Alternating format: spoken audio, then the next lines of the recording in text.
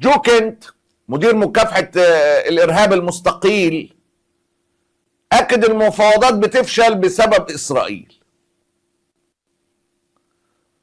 ستفشل المفاوضات القادمة إذا لم نكبح الإسرائيليين ونوقف منحنا إياهم الوصول إلى صناعة قرارنا.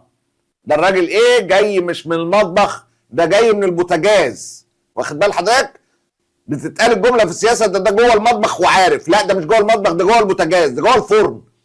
يدفع الإسرائيليون لعدم تخصيب اليورانيوم على الإطلاق لأنه يعلمون أنها حبة سم لإيران وسيؤدي إلى استمرار الحرب. تعهدت إيران بعدم تطوير أو الحصول على سلاح نووي منذ عام 2003. يمكن توصل الاتفاق بشأن مستويات تخصيب اليورانيوم والمراقبة مما ينهي الحرب ويفتح المضيق. لن يحدث هذا إلا إذا عملنا الإسرائيليين كشريك أصغر ووضعنا مصالحنا في المقام الأول. بصراحة تويتة يعني قوية جدا. حكاية نتنياهو اللي جرر ترامب بسلبة ده، كان في تصريحات مهمة جدا قالها جون كيري وزير خارجية أمريكا الأسبق، إنه ترامب حقق الحلم اللي طال انتظاره لنتنياهو، وإن جميع الرؤساء السابقين الأمريكان جميعهم رفضوا أن يدخلوا تلك الحرب اللي كانت طلب متكرر من الكيان مع كل رئيس أمريكي. One of the reasons why I was willing to chat with you guys about it is I think it grows more serious and more dangerous. Why do you say that? Because the Straits of Hormuz are in the control of Iran. Which they were not before this war started. Which they were not before it started. And the threat to global economies of next steps which extend this war is just shuddering to think about. It may be larger, more complicated economic impact than we've ever dealt with. But leaving that aside for a minute, start at the beginning here. When you go to war hopefully with the support of your people, and you have a defined threat, you have a clarity as to why you need to go to war, and equally importantly, I think we've learned through the years, you have allies. You have people supporting you because your cause is just, it's right. In this case, you have a war that is essentially fulfilling the long-held dream of Prime Minister Netanyahu to do as much damage to Iran as he is permitted to. جون كيري قال لك الكل رفض إلا ترامب، كل الرؤساء رفضوا إلا ترامب. ترامب عمل اللي عايزه نتنياهو. President Obama said no. He went to Biden, Biden said no. But he came to Trump, and Trump listened, and at the end of the comment, according to the article in the New York Times yesterday, he just says, sounds good to me.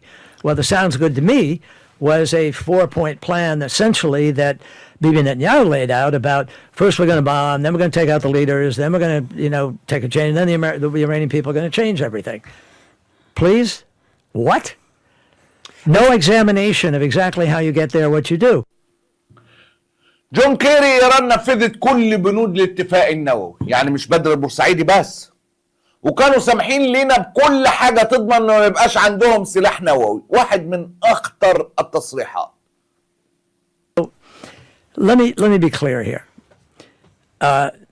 This war never had to happen, first of all, because the Iran nuclear agreement is the strongest nuclear agreement the United States or any country has made since the early days of the 1950s and 60s when we were engaged in arms control for a long period of time. It took a nuclear weapon off the table. It did. And when President Trump says this was a bad deal, I seriously doubt that he could recite one paragraph of what's in that deal or had a deep understanding about it. But the fact is that we had the most intrusive inspection process. There was not an element of, oh, you have to trust the Iranians here. It was entirely based on verification, with the most intensive on-the-ground verification in the history of nonproliferation. And so... And 98% of their enriched uranium was either removed or diluted as part of the deal, correct? Yes, it was. And this deal that was put together, people don't talk, it's not talked about enough, had the consent and the full involvement and support of China, of Russia, of Germany, France, Britain, all of whom took part in the negotiations. And they believed their intel community, our intel community, the Israeli intel community, said, don't pull out of this deal. It's working. Now, you may not like the deal. Some people just wanted to have a war and go at it and start ripping Iran apart. قال لك ما حدش بيتكلم على الجزء ده. ولو تذكروا انا قلت لكم في بدايه الحرب ان ايران كانت ملتزمه حقيقه بالفتوى بتاعت المرشد اللي عدم الوصول للنووي. كانت ملتزمه تماما. يعني انت مش فتحت لهم بس مضيق هرمز، انت فتحت له ان هو يتفاوض ويثبت موضوع التخصيب. ده اللي هما بيتكلموا. يعني في اشاعات دلوقتي طالعه ان امريكا طلبت وقف التخصيب 20 سنه، ايران قالت له 10. اشاعات مش عارف تاكيد ولا ايه. اكتفي بالتخصيب ده لحد 10 سنين. فجون كيري في تاكيد يعني ما حدش يقدر ينكره. ده وزير خارجيه امريكا الاسبق. لم يكن هناك تهديد لا وشيك ولا شيك، وترامب كذاب. Secretary, in your estimation? No. No, there was not an imminent threat. An imminent threat would have been something that if they did something in 1 or 2 days, 3 days, a week, whatever, or maybe you can say a month. But Iran did not have the capacity. And by the way, Donald Trump himself stood up and bragged and said, we've obliterated their nuclear program. End of last year. So yeah. 3 weeks, 4 weeks, a couple of months ago, you obliterate it. You don't need to do anything. And then you say, oh, we have a threat. We eliminate the nuclear program. There isn't one, not a notion possible to conjure up by which they could have made a nuclear weapon at this point in time. And by the way, when we cut the deal with Iran, I'll never forget it. I was in a room alone with just Foreign Minister Zarif and myself and Foreign Minister Lavrov of Russia, because we needed to show that Russia was actually critically involved in providing the capacity to destroy the uranium. And China also helped in that, by the way. So we had a moment of incredible, extraordinary global cooperation to eliminate the capacity to have a nuclear weapon. Now, the Iranians, in order to make this happen, the Iranians destroyed thousands of centrifuges. That's what they were required to do. They did it. They destroyed a plutonium reactor that was 2 weeks away from being able to be deployed. And they filled the calandria, which is the center core of the reactor, with cement, so it could never be used again. They allowed us to bring in 130 additional inspectors on the ground in Tehran, in Isfahan, in Natanz. They were able to go in daily and inspect what was happening. We had radio seals on all of the exit and entry to the centrifuge, so you knew exactly if someone was monkeying with it. We had an ability we had television cameras put in their production facilities. We had daily inspections of various parts of the food chain. Imagine that today, given what's happened. تفاصيل دقيقة جدا بيحكيها جون كيري ازاي كانوا هم مطلعين على كل البرنامج، وازاي عندهم مستشعرات ما يقدرش في اجهزة الطرد المركزي يحركها، وعندي 100 وحاجة و20 مفتش بيخش كل يوم، ودايرة تلفزيونية، وردموا ما اعرفش ايه بالاسمنت. قال لك ايران كانت متعاونة لشكل كامل، وترامب كذاب. اللي قال لك اصل كذبوا عليا اهل. ترامب بيواصل الضغط على الناتو للمشاركة، وبيقول ان في ناس ابتدت تتراجع وهتشارك. About what? Would you be okay if a third country agrees to accept Iran to rank the whole? Well, that's a very theoretical question. Really, I don't want to answer that. Well, they're coming up. They're going to be coming up. But I'm very disappointed in NATO. They didn't do that. They weren't there for us. We pay trillions of dollars for NATO, and they weren't there for us. Remember what I said. NATO was not there. Now they want to come up, but there's no real threat anymore. But NATO was not there for us. Are you going to punish the countries who didn't help? We'll see what happens. But, we spend trillions of dollars on NATO to help them guard really against Russia. When you think of it, we're guarding against Russia. And I've long thought it was a little ridiculous, but we spend trillions of dollars doing it, and I think that's going to be under very serious examination. هيموت يدخل. طبعا انت طول الوقت الاعلانات اللي من غير اسامي دي تعرف ان هي ضغوطات. عشان كده جون كيري قال لك دول العالم كلها وزعمائها قلقانين من جنان ترامب. Can't tell you what, I mean, talk to nations around the world, to the leaders of these nations around the world. They're appalled.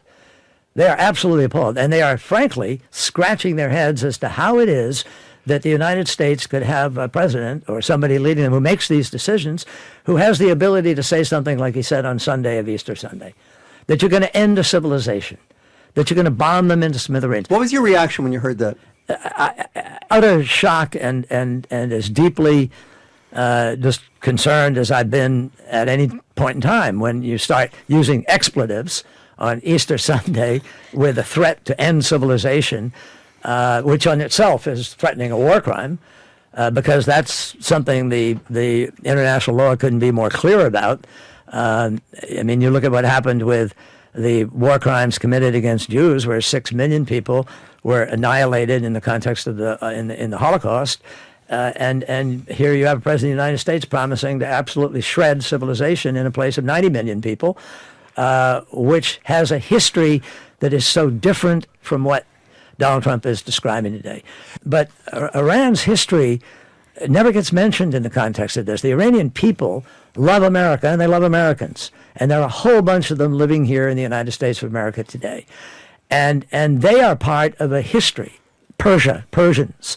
This is a place where algebra was created, and chess, and which they play a hell of a lot better, obviously, than the current administration. I did not know that. Yes, I mean, this is an amazing civilization in art, in music, in culture, and he just lumps it into one pile, and I think, unfortunately, those folks are now going to have a much tougher situation because the hammer and the fist have come down on them.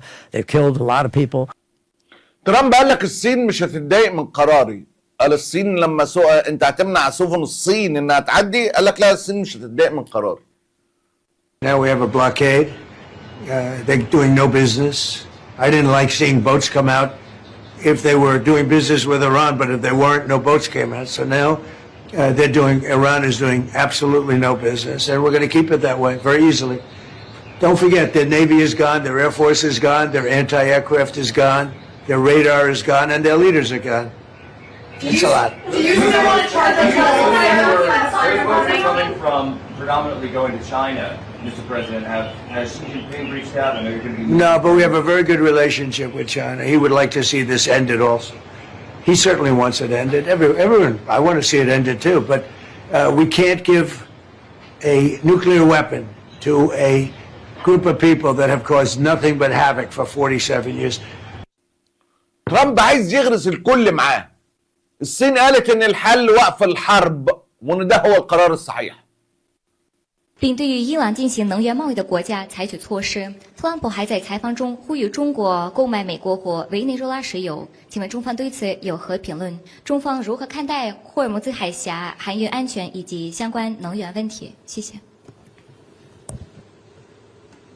霍尔木兹海峡是重要的国际货物和能源贸易通道，维护该地区的安全稳定和畅通，符合国际社会共同利益。海峡通航受阻的根源在于伊朗战事，解决这一问题的出路是尽快停火止战，各方应该保持冷静和克制，中方愿继续发挥积极建设性作用。关于你提到的有关购买石油的问题，中方愿同各方共同维护全球能源安全和产供链稳定，但要从根本上解决问题，首先应当做的是推动海湾和中东地区恢复和平稳定。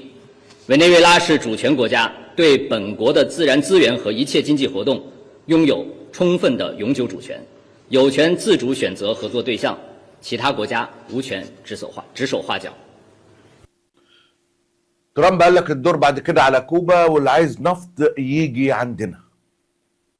Previously said that you had no problem with countries sending fuel to Cuba after previously promising to tariff them. What happened? What changed? Well, we're going to see with Cuba. Cuba's another story. Cuba's been a terribly run country for a long time. It's got a bad system. It's been very oppressive, as you know. And we have a lot of great Cuban Americans, all of whom just about voted for me. And they were treated very badly. In many cases, family members have been killed. They've been beaten up and mugged and like terrible things happened in Cuba. And Cuba's a failing nation. And we're going to do this, and we may stop by Cuba after we're finished with this.